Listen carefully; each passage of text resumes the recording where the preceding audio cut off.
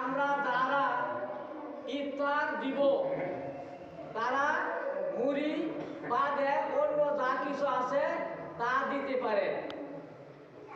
আজকে এখানে ইফতারি ব্যবস্থা করা হয়েছে।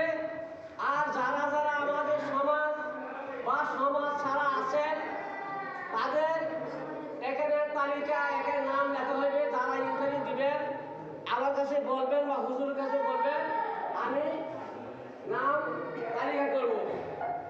আর আজকে যারা ইফতারি দিবেন আলিমুদ্দিন আজকে ইফতারি করবেন, আপনারা সকলে এখানে দাওয়াত ইফতারি করবেন।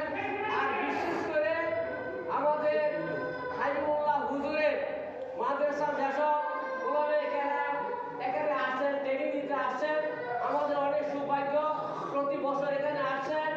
আপনারাও আমাদের এখানে দাওয়াত, প্রতিদিন এখানে আমরা ইফতার করবেন, এখানে তারাবি নামাজ পড়বেন।